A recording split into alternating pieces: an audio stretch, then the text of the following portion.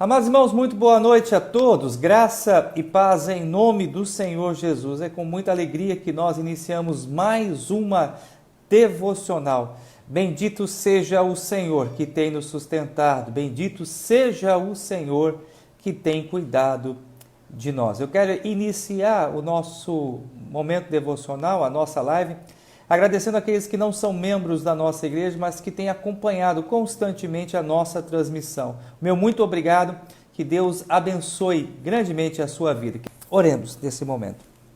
Pai, graças nós te damos, ó Deus, pela plena certeza que temos de que o Senhor ouve as nossas orações.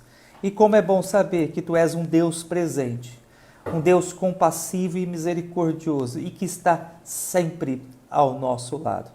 Hoje, ó Pai, o nosso coração está alegre e feliz, porque os nossos amados irmãos Rildo e Jéssica foram contemplados com a chegada do pequeno Henrique. Senhor, recebe a nossa gratidão pela vida do Henrique e que o Henrique, ó Deus, cresça saudável, ó Pai, e que o Senhor dê sabedoria ao Rildo e à Jéssica na educação e no ensino do Henrique, ó Pai. Recebe, ó Deus, a nossa gratidão. Te somos gratos também, ó Deus, pela recuperação da Camila e do Eduardo. Obrigado, ó Pai, porque o Senhor ouviu as nossas orações. O primo de Mônica também nós te agradecemos, Pai. Nós reconhecemos que a cura vem de Ti, que a Tua boa mão tem cuidado do Teu povo. Por isso, ó Deus, nós queremos iniciar esse nosso momento de fé, agradecendo ao Senhor. Mas também, ó Deus, queremos colocar diante de Ti, ó Pai, cada um desses pedidos. Oramos, ó Deus, pela família da nossa irmã Rosalina, pelas nossas irmãs Edna e Lourdes e também pelos seus parentes. Abençoe, Senhor, as Tuas servas, abençoe, ó Deus, a família das Tuas filhas, ó Deus. Oramos também, ó Deus, pela Ruth e pela Liliane, que estão, ó Deus, infectadas pelo Covid.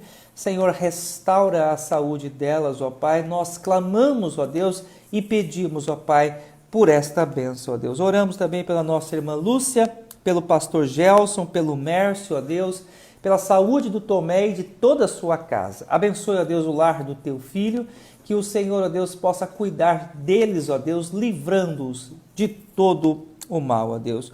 Oramos, ó Deus, também pelo pastor Josmar, de Estância Sergipe. Rogamos, ó Deus, que o Senhor possa restaurar a saúde do teu filho, ó Deus, do teu servo, que tens dedicado, ó Deus, com tanto amor à tua obra. Seja sobre a vida dele, ó Pai, a tua graça, ó Deus. Oramos também, ó Deus, pelo Edmar, que está internado.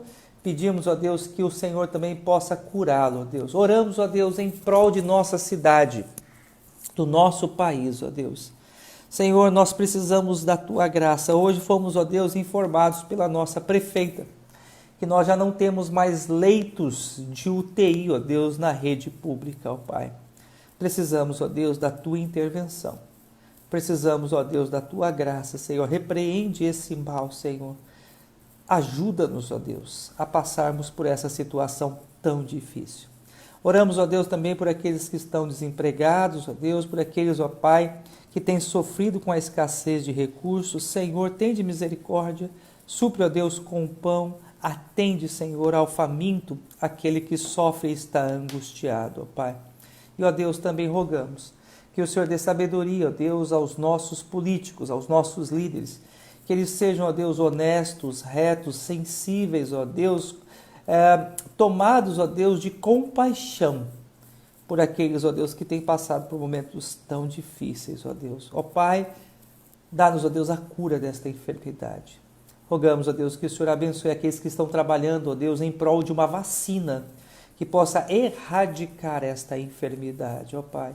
Senhor, nós precisamos de Ti. Ouve, ó Deus, o nosso clamor. Atende, ó Pai, a nossa súplica, não porque merecemos, mas clamamos, ó Deus, pelos méritos de Cristo Jesus. Amém.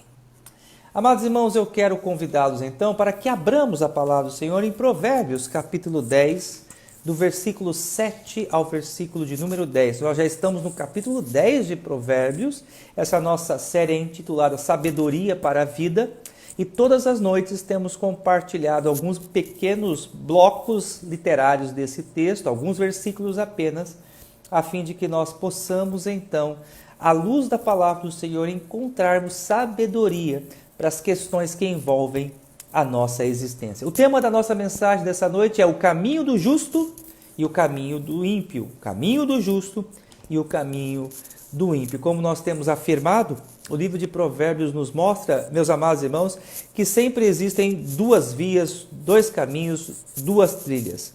O caminho da verdade, o caminho da mentira, o caminho do justo, o caminho do ímpio, o caminho do prudente, o caminho do insensato. E o nosso objetivo ao estudarmos esse livro é que nós possamos trilhar o caminho do homem sábio, o caminho do homem prudente, que o temor do Senhor nos ajude a permanecer no caminho certo. Vamos ao texto? Provérbios 10, do versículo 7 ao versículo 10. A memória do justo é abençoada, mas o nome dos perversos cai em podridão. Versículo 8. O sábio de coração aceita os mandamentos, mas o insensato de lábios vem arruinar-se. Quem anda em integridade anda seguro, mas o que perverte os seus caminhos será conhecido. O que acena com os olhos traz desgosto, e o insensato de lábios vem arruinar-se. Amados irmãos, eu quero iniciar a nossa mensagem mostrando 3 verdades que esse texto nos apresenta acerca do caminho do justo, daquele que tem o temor de Deus no coração. A primeira verdade que eu e você aprendemos é que o justo ele tem a sua história abençoada. O justo tem a sua história abençoada. O versículo 7 diz: a memória do justo é abençoada. O justo ele se preocupa com a sua história, ele se preocupa com o seu legado. O homem que tem o temor de Deus no seu coração não se preocupa apenas em deixar dinheiro ou um patrimônio material para os seus filhos. Mas o homem que teme ao Senhor, ele procura deixar o exemplo. Ele procura deixar um modelo de vida a ser seguido. O justo, quando parte, o justo, quando ele é chamado pelo Senhor, ele deixa saudades. A sua história marca os corações. Os parentes lembram com saudade, destacam as atitudes e as virtudes do justo durante o seu caminhar aqui na terra. O justo, ele tem a sua história abençoada. E me permita aqui, rapidamente, fazermos uma reflexão. Você que está me ouvindo nessa noite, meu amado irmão, minha querida irmã, que legado você vai deixar para os seus filhos, para os seus netos, para a sua descendência? Qual lembrança eles vão ter de você? Lembre-se, mais importante do que a preocupação em deixarmos bens materiais para os nossos filhos, deve ser a preocupação de deixarmos um bom exemplo, um bom testemunho de vida. A segunda lição que nós aprendemos sobre o caminho do justo é que o justo ele tem em sua existência prazer e alegria na obediência ao Senhor. Vejam vocês o versículo 8 que diz: o sábio de coração, ele aceita os mandamentos. O sábio ele não questiona a palavra de Deus. Ele não coloca em dúvida, ele não coloca em xeque as ordenanças divinas. Ele não tem dúvidas de que o melhor para a sua vida é obedecer a palavra do Senhor. A obediência para o justo não é um fardo, a obediência para o justo não é um peso. Antes ele faz com o coração leve, ele faz com alegria. Aqueles que não têm o temor de Deus no coração julgam ou pensam de forma equivocada que a obediência cristã é um fardo, é um peso, que ser crente é ser chato e que viver a fé cristã é viver cerceado de regras, de leis e de mandamentos. Essas pessoas que não possuem o temor de Deus no coração não têm o entendimento correto do que é verdadeiramente a vida cristã. O sábio, ele ama a palavra de Deus. Ele se alegra em obedecer a palavra de Deus. Ele tem dentro de si um senso de realização quando ele obedece os preceitos divinos. A terceira verdade sobre o justo, a terceira e última verdade sobre o justo, é que o justo ele anda em integridade. Vejam vocês o versículo de número 9, que diz: quem anda em integridade anda seguro. E o que é integridade? A integridade é um antônimo de falsidade. O justo, ele é sincero, ele é verdadeiro, ele não é dissimulado, ele não é falso, ele não tem duas caras, ele não vive uma encenação, mas ele é autêntico. As pessoas conhecem as suas virtudes e também sabem das suas limitações. O justo não finge, ele não vive uma encenação teatral, ele é autêntico. E por ele ser autêntico e por ele ser verdadeiro, ele anda em segurança. Olha que interessante. A integridade de caráter, a retidão de caráter, produz segurança na jornada do íntegro, do reto, do justo aqui na terra. Vamos pensar um pouquinho? Vamos fazer uma breve pausa aqui e refletirmos? Você tem caminhado em integridade? Você é uma pessoa autêntica e verdadeira? Você tem duplo caráter? Porventura você é uma pessoa dentro da igreja e junto com outras pessoas você vive uma vida dupla? O que somos na igreja, o que somos em casa, devemos ser em todo lugar. Tem pessoas que durante a sua vida, infelizmente, vivem de encenações, assumem personagens. É um personagem no trabalho, é um personagem em casa, é um outro personagem na igreja. Deus abomina essa falsidade. O justo não é assim. Ele é autêntico, ele é sincero, ele é verdadeiro. Se vimos, amados irmãos, até aqui, 3 verdades sobre o caminho do justo, é importante também destacarmos aqui 3 verdades sobre o caminho dos ímpios. Lembremos que nós estamos estudando os provérbios antitéticos. O que isso significa? Sempre haverá uma parte positiva e uma parte negativa. Algo que fale da verdade e depois da mentira. Algo que fala do justo e depois do injusto. O provérbio antitético é um provérbio de comparação. Ele apresenta os paradoxos. E nós vamos ver agora, então, o caminhar do ímpio. A primeira verdade que nós encontramos no texto que nós acabamos de ler, sobre a vida e sobre a existência do ímpio, é que o ímpio, ao contrário do justo, ele tem a sua história manchada. Vejam o versículo de número 7. Mas o nome dos perversos cai em podridão. O ímpio ele não se preocupa com a sua história, ele não se preocupa com o seu testemunho. Ele não tem nenhuma preocupação com que legado, com que exemplo ele há de deixar para os seus filhos e para os seus netos. O ímpio ele vive de forma irresponsável. O ímpio no seu coração crê que ele não prestará contas a ninguém. Por consequência disso, o ímpio ele tem uma história de vida triste. Quando ele morre, assim como um rei de Israel que viveu na iniquidade e no pecado, a expressão sagrada diz: morre sem deixar saudades. E é tão triste. Pessoas que morrem e que na verdade tornam-se um alívio para a família. É verdade. Infelizmente eu já me deparei com situações assim. De ouvir até mesmo de familiares dizendo o seguinte: graças a Deus esta pessoa morreu porque ele nos era um peso. Essa é a vida do ímpio, do homem que não teme a Deus. Sua história é um peso, sua existência é um fardo. Por onde ele passa, ele traz destruição, promove discórdia, traz guerra. Por isso, o nome do ímpio cai em podridão. A primeira lição que nós aprendemos sobre o caminho do ímpio é que o ímpio ele tem a sua história manchada. A segunda verdade que o texto nos mostra sobre o caminho do ímpio é que o ímpio ele acaba sendo destruído pela sua própria boca. Veja, guarde bem isso. O ímpio ele é destruído pela sua própria boca. O ímpio ele cai em ruína pelas suas próprias mãos. Eu fundamento o meu argumento na segunda parte do versículo 8 que diz: mas o insensato de lábios vem a arruinar-se. Quem é o insensato de lábios? Aquele que não pensa para falar.